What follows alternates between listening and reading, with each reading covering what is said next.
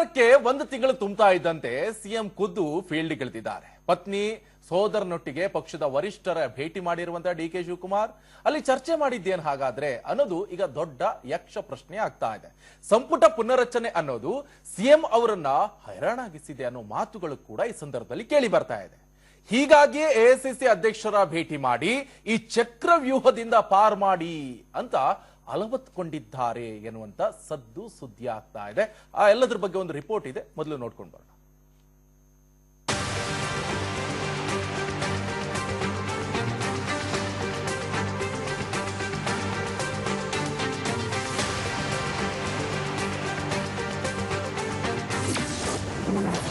DK ಸರ್ಕಾರಕ್ಕೆ ತಿಂಗಳು, ಅಖಾಡಕ್ಕಿಳಿದ CM.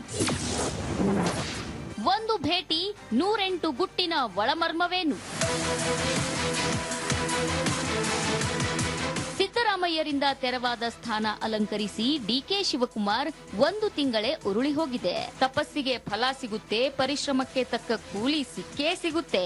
ಕೊಟ್ಟ ಮಾತು ಮರೆಯದಿರಿ ಅಂತಲೇ ಕಳೆದ 6 ತಿಂಗಳಿಂದ ಹೇಳ್ಕೊಂಡು ಓಡಾಡ್ತಿದ್ದ ಡಿಕೆ ಕನಸು ಈಡೇರಿ ಈಗಾಗಲೇ ತಿಂಗಳು ಕಳೆದು ಹೋಗಿದೆ.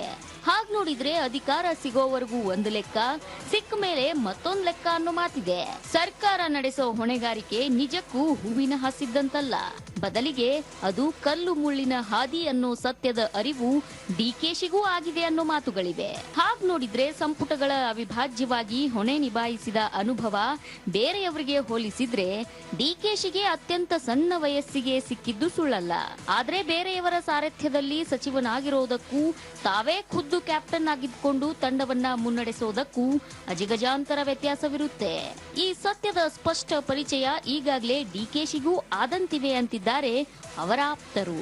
ಒಳನೋಟದ ಒಳಗಣ್ಣಿಗೆ ಕಂಡಿರುವಂತೆ ಡಿಕೆಶಿ ಕಳೆದೊಂದು ತಿಂಗಳಲ್ಲೇ ಸುಸ್ತಾಗಿ ಹೋದ್ರ ಅನ್ನೋ ಗುಸುಗುಸು ಶುರುವಾಗಿದೆ. ನಮ್ಗೆ ಅವಕಾಶನೇ ಕೊಟ್ಟಿಲ್ಲ, ಬರೀ HK ಪಾಟೀಲ್ ಕೊಡ್ತಾ ಇದ್ರಿ, ನೀವು ಅವ್ರು HK ಪಾಟೀಲ್ ಬರಲು ನಮ್ ಕೊಡಿ ಅಂತ ಅವ್ರು ಗಲಾಟೆ ಮಾಡ್ತಾ ಇದ್ದಾರೆ. ಹಿಂಗೆ ಇರೋದು ಒಂದೊಂದು ಜಿಲ್ಲೆಗೆ ಒಂದೊಂದು ಪೋಸ್ಟ್ ಇದೆ, ಕೆಲವು ಜಿಲ್ಲೆಯಲ್ಲಿ ಕೊಡಕ್ಕೆ ಆಗಲ್ಲ. ಇಂಥ ಸಮಸ್ಯೆ ಎಲ್ಲ ಕೂಡ ನಮ್ಗಿದೆ. ಬಹುಶಃ ಅದೆಲ್ಲ ಅರ್ಥ ಮಾಡ್ಕೊಳ್ತೀರಿ. ಇದೊಂದು ಮಾತು ನಿಜಕ್ಕೂ ಕಳೆದೊಂದು ತಿಂಗಳಲ್ಲಿ ಡಿಕೆಶಿ ವಾಸ್ತವದಲ್ಲಿ ಅನುಭವಿಸಿದ ಒತ್ತಡವನ್ನ ತೆರೆದಿಟ್ಟಿತ್ತು. ಅದೇನೋ ಹೇಳ್ತಾರಲ್ಲ, ದೂರದ ಬೆಟ್ಟ ಕಣ್ಣಿಗೆ ನುಣ್ಣಗೆ ಎನ್ನುವಂತೆ ನೀರಿಗಿಳಿದ ಮೇಲೆಯೇ ಆಳ ತಿಳಿಯೋದು ಡಿಕೆಶಿ ವಿಚಾರದಲ್ಲೂ ಸತ್ಯವಾಗಿದೆ ಅಂತಿದ್ದಾರೆ ರಾಜಕೀಯ ಪಂಡಿತರು. ಇವತ್ತಿನ ಒಳನೋಟದ ದುರ್ಬೀನಿಗೆ ಡಿಕೆಶಿಗೆ ಸಂಬಂಧಿಸಿದ ದೊಡ್ಡ ಸುದ್ದಿಯೊಂದು ಕಂಡಿದೆ. ಹೌದು, ನಿನ್ನೆಗೆ ಸರ್ಕಾರಕ್ಕೆ ತಿಂಗಳು ತುಂಬಿದ ಹಿನ್ನೆಲೆಯಲ್ಲಿ ಸಿಎಂ ಫೀಲ್ಡಿಗಿಳಿದಿದ್ರು. ಪತ್ನಿ ಸಹೋದರನೊಟ್ಟಿಗೆ ರಂಗ ಪ್ರವೇಶಿಸಿದ್ದ ಡಿಕೆಶಿ ಮಾಜಿ ಸಿಎಂ ಸಿದ್ದರಾಮಯ್ಯ ಎಐಸಿಸಿ ಅಧ್ಯಕ್ಷರನ್ನ ಭೇಟಿ ಮಾಡಿ ಚರ್ಚೆ ಮಾಡಿದ್ರು. ಹಾಗಂತ ಈ ಭೇಟಿ ಕೇವಲ ಸೌಜನ್ಯ ಪೂರ್ವಕವಾ? ಇಲ್ಲ, ಇದರ ಹಿಂದೆ ದೊಡ್ಡದೊಂದು ಗೇಮ್ ಪ್ಲಾನ್ ಇದೆಯಾ ಅನ್ನೋದು ರಾಜಕೀಯ ವಲಯ ಅಷ್ಟೇ ಅಲ್ಲ, ಖುದ್ದು ಕಾಂಗ್ರೆಸ್ಸಿಗರಲ್ಲೇ ಹತ್ತಾರು ಚರ್ಚೆಗಳನ್ನ ಹುಟ್ಟುಹಾಕಿದೆ. ಒಳನೋಟದ ಪಕ್ಕಾ ಮಾಹಿತಿಗಳೇ ಹೇಳ್ತಿರುವಂತೆ ಈ ಭೇಟಿ ಹಿಂದೆ ಡಿಕೆಶಿ ಅವರ ಅಸಹಾಯಕತೆಯ ಅಸಲಿ ಕಹಾನಿ ಅಡಗಿರೋದು ಗುಟ್ಟಾಗೇನೂ ಉಳಿದಿಲ್ಲ. ಸಂಪುಟ ಸರ್ಕಸ್ಗೆ ಹೈರಾಣಾದ್ರ ಡಿಕೆಶಿ. ಸಾರ್ ಓಕೆ ಅಂದ್ರೆ ಮಾಡಿ ಮುಗಿಸಿ ಬಿಡೋಣ. ಈಗ ಮುಂದಕ್ಕೆ ಏನ್ ಮಾಡಬೇಕು, ಎಷ್ಟು ನಂಬರ್ ಕೊಡಬೇಕು ಅಂತ ತೀರ್ಮಾನ ಮಾಡ್ತಾರೆ. ಬಹಳ ಸೀನಿಯರ್ಸ್ ಇದ್ದಾರೆ, 5 ಸತಿ 6 ಸತಿ 7 ಸತಿ ಗೆದ್ದಂತ MLAಗಳೆಲ್ಲ ಇದ್ದಾರೆ. ಅವರೆಲ್ಲ ಏನೂ ಆಗಿಲ್ಲ.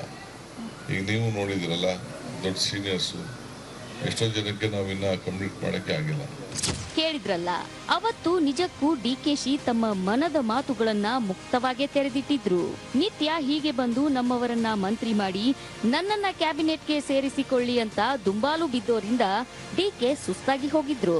ಸಮುದಾಯಕ್ಕೆ ಪ್ರಾತಿನಿಧ್ಯ ನೀಡಿ ಅಂತ ಬಂದ ಮುಸ್ಲಿಂ ಧರ್ಮಗುರುಗಳ ಮುಂದೆ ನಾನು ಕೆಲವರಿಗೆ ಮಾತು ಕೊಟ್ಟಿದ್ದೇನೆ ಅಂತ ತಮ್ಮ ಧರ್ಮ ಸಂಕಷ್ಟವನ್ನ ತೋಡಿಕೊಂಡ್ರು. ಇದೇ ಕಾವು ಈಗ ಎಐಸಿಸಿ ಅಧ್ಯಕ್ಷರ ನಿವಾಸಕ್ಕೂ ವ್ಯಾಪಿಸಿದೆ. ನಿತ್ಯದ ಈ ಮಂತ್ರಿಗಿರಿ ಜಂಜಾಟದಿಂದ ಪಾರು ಮಾಡಿ ಅಂತ ಖರ್ಗೆ ಮೊರೆ ಹೋಗಿದ್ದಾರಂತೆ ಸಿಎಂ. ಬೀಸೋ ದೊಣ್ಣೆಯಿಂದ ಪಾರ್ ಮಾಡಿಬಿಡಿ ಸರ್, ಆಗ್ತಿಲ್ಲ ಅಂತ ಖರ್ಗೆ ಮುಂದೆ ಸಿಎಂ ಮನವಿ ಮಾಡಿದ್ದಾರಂತೆ. ನೀವು ವಿಸ್ತರಣೆಗೆ ಓಕೆ ಅಂದ್ರೆ ಸಾಕು, ಮುಗಿಸಿ ಕೈ ತೊಳೆದುಕೊಂಡು ಬಿಡ್ತೀನಿ ಅಂತ ಅಂದಿದ್ದಾರಂತೆ. ರಾಹುಲ್ ಬರ್ಲಿ, ಎಲ್ಲವನ್ನು ಇತ್ಯರ್ಥ ಮಾಡೋಣ. ಆಷಾಢಕ್ಕೂ ಮುನ್ನವೇ ವಿಸ್ತರಣೆಗೆ ಕೂಡಿ ಬರುತ್ತಾ ಭಾಗ್ಯ. ಸದಾಶಿವನಗರದಲ್ಲಿರೋ ಖರ್ಗೆ ನಿವಾಸಕ್ಕೆ ಆಗಮಿಸಿದ್ದ ಡಿಕೆಶಿ ಅಭಿನಂದನೆ ಸಲ್ಲಿಸಿದ್ರು. ಸರ್ಕಾರಕ್ಕೆ ತಿಂಗಳು ತುಂಬಿದ ಸಂಭ್ರಮ ಹಂಚಿಕೊಂಡ ಡಿಕೆಶಿ, ಸಾರ್, ಈ ಸಂಪುಟ ಜಂಜಾಟದಿಂದ ನನ್ನ ಪಾರ್ ಮಾಡಿ ಅಂತ ಅಂದಿದ್ದಾರಂತೆ. ಒಂದೆಡೆ ಎಸ್ಐಆರ್ ನಡೆದಿದೆ, ಅದರ ಮೇಲೂ ಸಂಪೂರ್ಣ ನಿಗಾ ವಹಿಸಬೇಕಿದೆ. ಈಗಾಗಲೇ ಪಕ್ಷದ ವತಿಯಿಂದ ಬಿಎಲ್ಎಗಳನ್ನ ನೇಮಿಸಿದ್ದೇವೆ.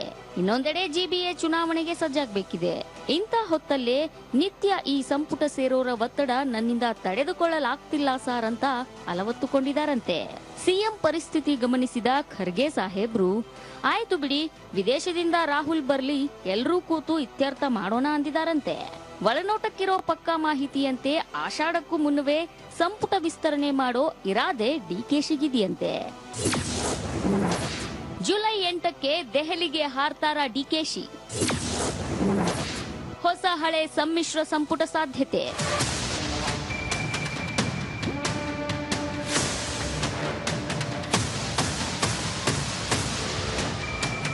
20 ಮಂತ್ರಿ ಸ್ಥಾನಗಳು ಖಾಲಿ ಇದ್ದು 40ಕ್ಕೂ ಹೆಚ್ಚು ಆಕಾಂಕ್ಷಿಗಳು ತುದಿಗಾಲಲ್ಲಿ ನಿಂತಿದ್ದಾರೆ. ಅದರಲ್ಲೂ ಹಿಂದಿನ ಸಿದ್ದರಾಮಯ್ಯ ಸರ್ಕಾರದಲ್ಲಿ ಮಂತ್ರಿಯಾಗಿದ್ದ ಅತಿರಥರು ಕೂಡ ಈ ಕ್ಯೂನಲ್ಲಿದ್ದಾರೆ. ಇತ್ತ ಸಮುದಾಯವಾರು ಪ್ರಾತಿನಿಧ್ಯಕ್ಕೂ ಡಿಮ್ಯಾಂಡ್ ಹೆಚ್ಚಾಗಿದೆ. ಈ ಎಲ್ಲವನ್ನು ನಿನ್ನೆ ಖರ್ಗೆ ಮುಂದೆ ಡಿಕೆಶಿ ಎಳೆಯಾಗಿ ತೆರೆದಿಟ್ಟಿದ್ದಾರಂತೆ. ಹಳಬರೊಟ್ಟಿಗೆ ಪಕ್ಷ ಸಂಘಟಿಸೋ ಛಾತಿ, ಹೊಸಬರಿಗೂ ಸಂಪುಟದಲ್ಲಿ ಅವಕಾಶ ನೀಡೋ ಉಮೇದು ಸಿಎಂಗಿದೆಯಂತೆ. ಈ ವಿಚಾರವನ್ನ ರಾಹುಲ್ ಮುಂದೆ ಪ್ರಸ್ತಾಪಿಸಿ ಸಮ್ಮತಿ ಪಡೆಯುವಂತೆ ಖರ್ಗೆ ಸಲಹೆ ನೀಡಿದ್ದಾರಂತೆ. ಪೂರ್ವ ನಿಗದಿಯಂತೆ ಜುಲೈ 5ರಂದು ಸಿಎಂ ದೆಹಲಿಗೆ ಹಾರಬೇಕಿತ್ತಂತೆ.